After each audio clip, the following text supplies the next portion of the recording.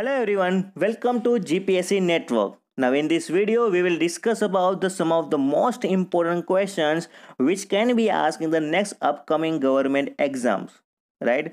तो यहीं से हमारी जो प्रैक्टिस सीरीज है वो स्टार्ट करेंगे। आई होप कि ये जो प्रैक्टिस सीरीज है आपको बहुत ही यूजफुल होने वाली है, क्योंकि 80 या 90% क्वेश्चन यहीं से एक्सपेक्ट कर सकते हैं आने वाली हर एक एग्जाम में।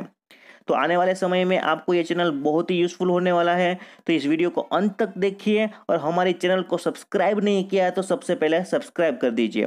और एक और बात कि यहाँ पे जो भी क्वेश्चंस मैंने कवर करवाने वाला हूँ उस क्वेश्चन को जो भी रिलेटेड फैक्चुअल डेटा है उसको भी मैं कवर करवा दूंगा, यानी कि क्वेश्चन एक है कंसेप्ट आपका 2 या 3 कवर हो जाएगा। तो चलिए दोस्तों, without wasting of time let's get started.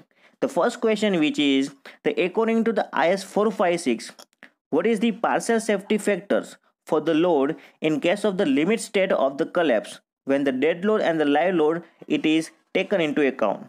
तो जब भी हम डेड लोड और लाइव लोड टेकन करेंगे, यानी कि जो अकाउंट में लेंगे, तब कंक्रीट में फैक्टर ऑफ सेफ्टी कितना होना चाहिए? It is 1.50, right, for the concrete. And note down one more thing, for the steel it is 1.15 according to the IS 456 2000.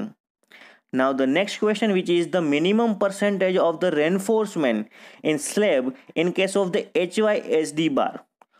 Note down करके लिख लीजिए, for the HYSD bar the minimum percentage of the reinforcement would be 0.12%, and for the mild steel bar it is equal to the 0.15%. तो यहीं से ये सारे question आपको 110% exam में पूछे जा सकते हैं और अब तक पूछे गए हैं दोस्तों। तो एक और बात नोट कर लीजिए, स्टेप के लिए जो भी एक क्वेश्चन प्रीवियस क्वेश्चन पूछा गया था, वो क्वेश्चन क्या है कि what is the maximum diameter of bar it can be use for the slab? It should not exceed a thickness of the slab divide by 8, right? Now the next question, which is the ability of the material to permanently deform without breaking. अब permanently deform हो रहा है मगर break नहीं हो रहा है, उसको क्या कहेंगे? It is called as the ductility, and the ductility it is also called as the plasticity, right? ये भी क्वेश्चन आपको पूछ सकते हैं, the ability of material permanently deform without breaking. तो ऑप्शन में डक्टिलिटी नहीं होगा, प्लास्टिसिटी होगा। तो plasticity it is the correct answer. Now what do you mean by the Young modulus? The Young modulus which is the mechanical property to measure the stiffness. क्या measure कर रहा है? वो स्टिफनेस मेजर कर रहा है, right? And it is also indicated the relation between the stress and strain. It is also gives the relation between the stress and strain. ये भी सारी चीजें आप नोट करके लिख लीजिए। एक और बात नोट करके लीजिए कि what do you mean by the resilience? Resilience क्या होता है? The ability of the material spring back into the shape. जो भी स्प्रिंग है वो अपनी ओरिजिनल सिचुएशन या ओरिजिनल पोजीशन में वापस आ सकते हैं, उसको कहेंगे हम resilience, right? Now the one more thing which can be asked in the examination, it is the creep. Yes, definition of creep. Creep की डेफिनेशन क्या होगी कि deform the permanently, it is called as the creep. तो यहीं से बहुत सारे question यहां से निकल सकते हैं दोस्तों। Now the next question, which is the maximum slender ratio allowed for the structural steel member always under tension? The right answer would be the 400। तो एक टेबल जनरली हर बार एग्जाम में पूछा जा सकता है, वो क्या है कि एक तो लिख लीजिए कि कंप्रेशन मेंबर, आपका जो मेंबर है कंप्रेशन है with action of the dead load and the live load और इम्पोस्ट लोड, तब स्लेंडरनेस रेशियो कितना होना चाहिए? 180, राइट? अब दूसरा क्या है कि member subjected to earthquake and the wind load. क्या बोला? Earthquake and wind load subjected है, तब स्लेंडरनेस रेशियो कितना होना चाहिए? It is equal to 250. And the member which is subjected to the tension and it is taken into the reverse stresses of the earthquake, that time the slenderness ratio would be adopted, it is 350, right? तो ये एक पूरा जो table है वो आप लिख लीजिए, कहीं पे नोट डाउन कर लीजिए, क्योंकि यहीं से एक क्वेश्चन एक्सपेक्ट 100% कर सकते हैं, right? Now the next question which is the fillet weld material can be failed. तो अब जो फिलेट वेल्ड है it can be loaded in any direction in shear, tension और कंप्रेशन। तो ऑलवेज जो फिलेट वेल्ड है वो शियर के मामले में ऑलवेज फेल हो जाएगा। The right answer would be the C. Now the next question which is the in steel design, a plate used for connecting two or more structural member intersecting each other, it is referred as the gusset plate। Gusset plate दो structural member को connect करने के लिए useful होती है। तो now the next question which is the as per the IS 800 what is the allowable effective slenderness ratio for the member carrying compressor load resulting from the dead load and imposed load। अभी भी मैंने बात की कि जब भी जो member है वो कंप्रेशन लोड सब्जेक्टिव होगा और साथ में डेड लोड, इम्पोज्ड लोड भी रिजल्टेंट है, तब स्लेंडरनेस रेशियो कितना होना चाहिए, which is equal to the 180। The right answer would be C. Now the next question which is the design of the sewer is such a way that it attend the slab cleansing velocity.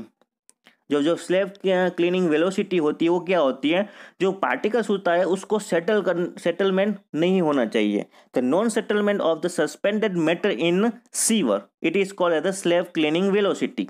और generally sanitary sewer में self cleaning velocity कितनी होती है, तो 0.6 metre पर second. ये भी आप चीज नोट डाउन कर लीजिए। Now the next question which is the acceptable limit of total hardness as per the Indian standard. अब यहाँ पर ये लिखा नहीं है कि टोटल हार्डनेस ऑफ वाटर वो वेस्ट वाटर का पूछ रहे हैं या फिर ड्रिंकिंग वाटर का पूछ रहे हैं, पर जनरली यहाँ पर right answer would be B. तो it is asking for the drinking water. तो ड्रिंकिंग वाटर का भी जो स्पेसिफिकेशन है as per the Indian standard वो भी आप कुछ चीज़ें नोट डाउन कर लीजिए, क्योंकि वो भी एग्जाम में पूछे जा सकते हैं। जैसे कि pH हो गया, pH कितना हो जाना चाहिए ड्रिंकिंग वाटर के लिए, तो वो होता है 6.5 to 8.5। ठीक है, फिर टर्बिडिटी कितनी होनी चाहिए, तो maximum turbidity which is allow 1। Total dissolved solid कितना होना चाहिए, वो होता है 500 milligram per litre. Total hardness कितना होना चाहिए वही आपको पूछा है in terms of the CaCO3 calcium carbonate, it is equal to 200 milligram per litre. Most important it is the unit milligram per litre. ऐसा भी क्वेश्चन पूछ सकते हैं कि total alkalinity in terms of the CaCO3 तो कितने होने चाहिए, which is also equal to 200 milligram per litre. Right, तो ये सारी चीजें आप नोट डाउन करते जाइए दोस्तों, क्योंकि क्वेश्चंस हम 10 करेंगे, आप उसके रिलेटेड जो भी क्वेश्चन फैक्चुअल डेटा है वो साथ में कवर हो जाएगा। ठीक है, तो यहाँ से 100% क्वेश्चन एक्सपेक्ट कर सकते हैं। Now the next question which is the chemical oxygen demand indicates. अब जो केमिकल ऑक्सीजन डिमांड होती है वो होता क्या है, तो जो भी हमारा जो प्रोडक्ट है उसको कितना अमाउंट ऑफ पोल्यूशन है उसको मेजर करता है। It is called as the chemical oxygen demand. तो अल्टीमेटली जो oxygen consume by the reaction measure in the soluble matter it is called as the chemical oxygen demand. तो ultimately क्या होता है कि जो बायोडिग्रेडेबिलिटी ऑफ वेस्ट वाटर है, कितना जो पोल्यूशन है उसके अंदर, वो मेजर करता है। The right answer would be B. Now the next question which is which equation usually gives the laminar flow for the real fluid। तो ये बहुत ही इंपॉर्टेंट क्वेश्चन है और लॉजिकल क्वेश्चन है दोस्तों, जो यहाँ पर आप नोट कर लीजिए। For the Reynolds number, the Reynolds number which is use for the equation for the turbulence flow, right, and which is equation which is the gravitational force, pressure force, gravitational force, pressure force, viscous flow force and the turbulence flow, and it is useful for the turbulence flow. Now the next which is the Euler equation. The Euler equation which is gives for the ideal fluid। जब भी ideal fluid होगा तब हम Euler equation use कर सकते हैं। और ideal fluid की विस्कोसिटी कितनी होती है, तो viscosity would be 0। And what is the Euler equation, तो Euler equation which is equal to the gravity force plus pressure force, right, gravity force plus pressure force. Now यहाँ पर पूछा है कि लेमिनार फ्लो के लिए और रियल फ्लूइड है, रियल भी है और लेमिनार भी है, तो उसके लिए कौन सा इक्वेशन यूजफुल है? The right answer would be the Navier-Stokes equation. And what is the Navier-Stokes equation taken into account? It is the pressure force, gravity force and the viscous force, turbulence which is not indicated or taken into account.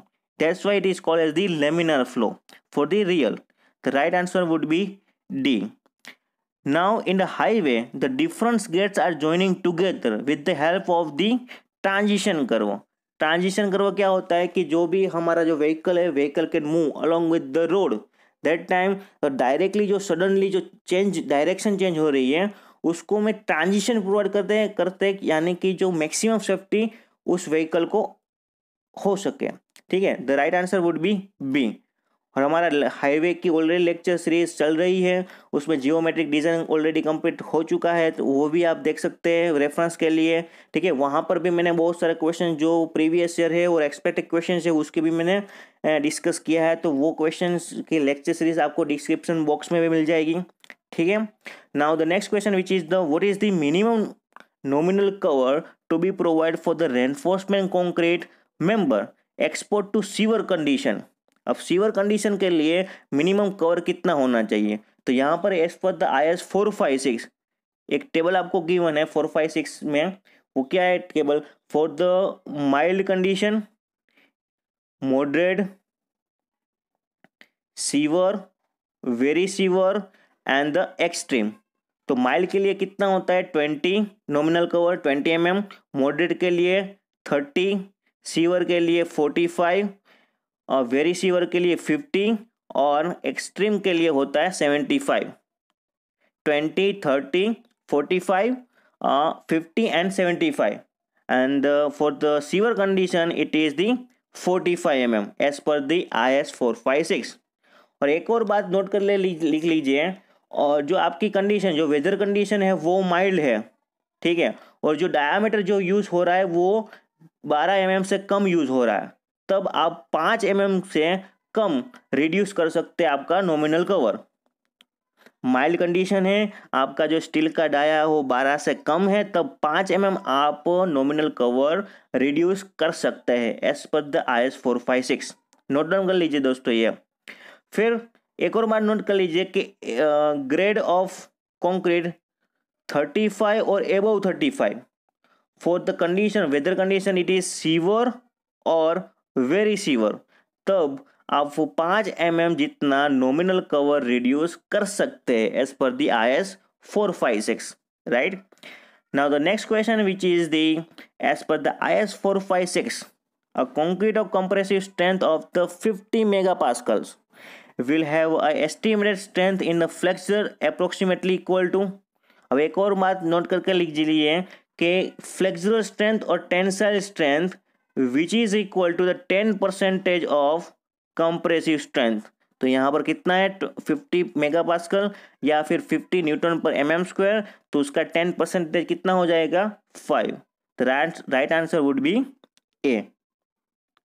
And the last question for this lecture series, it is the continuous beam will be classified as the deep beam if the ratio of the effective span to the overall depth is below. It is adopted for the continuous beam, it is 2.5 according to the IS 456 clause number 29.1, right?